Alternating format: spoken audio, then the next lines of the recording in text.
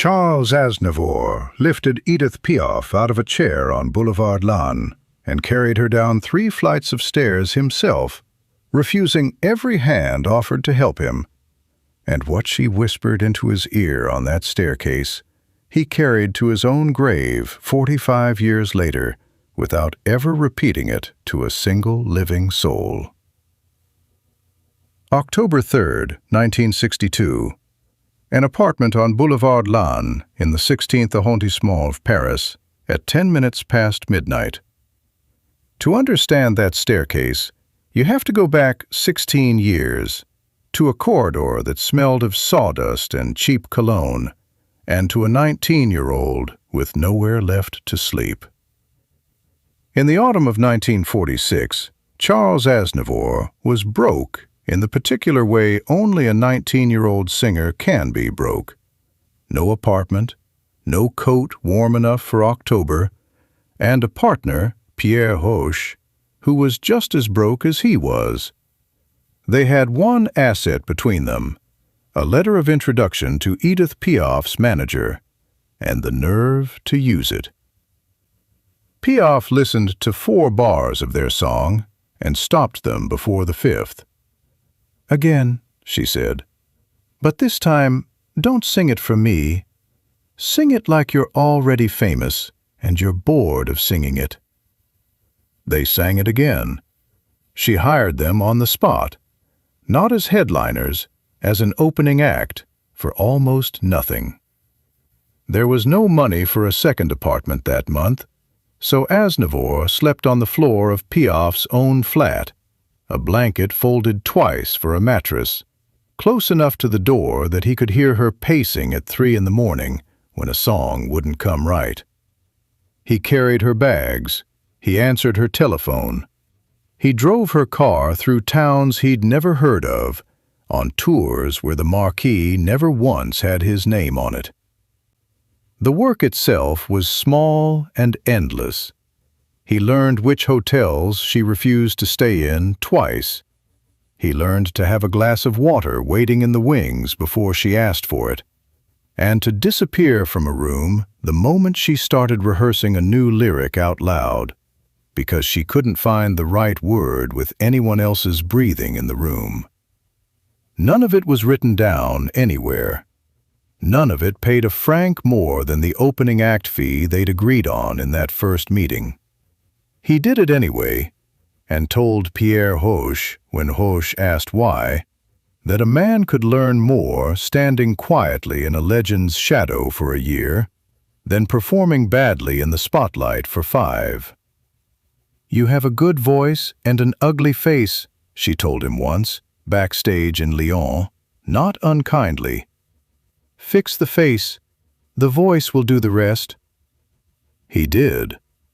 Piaf paid for none of it, arranged all of it, and never once let him thank her for it out loud.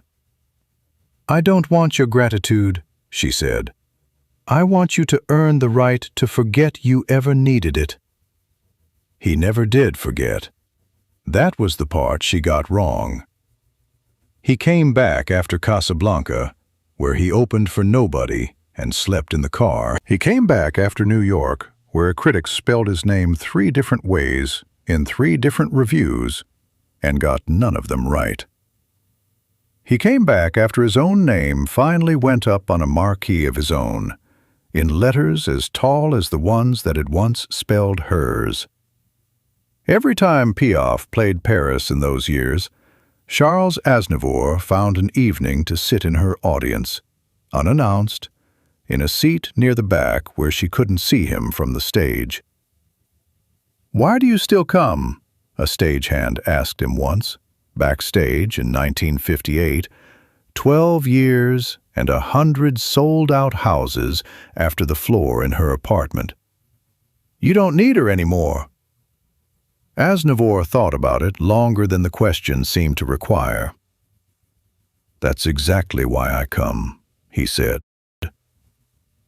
By 1962, the woman who had once told a broke 19-year-old to fix his face could no longer stand up straight without help. and the household on Boulevard Lannes had quietly rearranged itself around that fact. Simone Léger was 26, and she had been hired that spring as a companion nurse, the kind of job description that meant everything and nothing. She measured medicine into small glasses. She sat with Piaf through the nights when sleep wouldn't come. She sent half her wages home to Caen, where her own mother was dying slowly of the same kind of illness nobody in that apartment said out loud, and she had learned, in 6 months, to recognize the sound of a body failing before the person inside it would admit it. She had taken the job for the wages, not the address, and told no one at Boulevard Lannes that she'd grown up singing along to Piaf's records on a kitchen radio in Caen, because it seemed like the kind of thing that would embarrass them both. What she hadn't expected, 6 months in, was how ordinary the work would feel. Checking a pulse, refilling a glass, learning the particular silence that meant a bad night was coming before the person having it would say so out loud. Her mother's illness had taught her that silence years earlier. Piaf's apartment simply asked her to read it again, in French this time, for a stranger instead of family. She recognized it on the 2nd of October. Piaf had insisted on rehearsing new material that afternoon, sitting because she could no longer stand for the length of a song, snapping at the pianist twice for a tempo that hadn't actually changed. By evening, her hands wouldn't hold a teacup steady. By 9 o'clock, her breathing had gone shallow and fast, and her skin had taken on a color Simone recognized from her mother's worst nights in Caen. "Call the doctor," Simone told the houseman. "And call Monsieur Aznavour." "At this hour?" "He told me once, any hour." Charles Aznavour arrived at Boulevard Lannes at 11:40 that night, still in the coat he'd been wearing at a recording session across the city, and did not stop to remove it. The doctor was already in the bedroom. The ambulance service had been called and was, everyone agreed, taking too long. Piaf sat propped against pillows, furious in the particular way of someone too frightened to admit she was frightened, refusing a stretcher, refusing to be carried down 3 flights of stairs like cargo. "I will walk out of my own apartment," she said. "I have never once been carried anywhere in my life, and I am not starting tonight." Nobody in the room believed she could stand, least of all the doctor, who said so. Aznavour crossed the room, sat on the edge of the bed, and took both of her hands. "You won't be carried," he said. "You'll walk. I'll just be standing next to you the whole way. Close enough that if your legs forget what they're doing, mine will remember for both of us." She looked at him for a long moment. The same look, Simone thought later, that a person gives someone who has just found the one sentence that actually works. "Fine," Piaf said. "But you drive too fast. Slow down on the stairs." It took 11 minutes to go 3 flights. Aznavour kept one arm braced under hers the entire way, her weight barely more than a child's against his side, and matched his stride to hers so exactly that from the landing above, Simone said afterward, it looked less like a man helping a woman down a staircase and more like 2 people who had rehearsed the same walk for 16 years.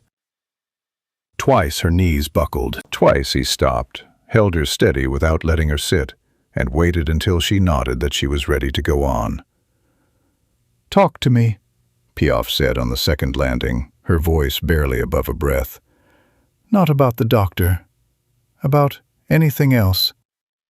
So he told her about a song he was writing, one that wasn't finished, one he hadn't sung for anyone yet, and she listened with her eyes closed and her hand tightening on his arm at the lines she liked. On the final landing, 3 steps from the door, she stopped walking altogether and turned her face up to his. Simone, waiting by the car with the door already open, was too far away to hear it. The doctor, 2 steps behind them, would later say only that Piaf spoke for perhaps 10 seconds and that Aznavour's expression did not change at all while she said it, which, everyone backstage over the years had learned, was exactly how he looked when something had actually landed. He never told the doctor what she said. He never told Simone.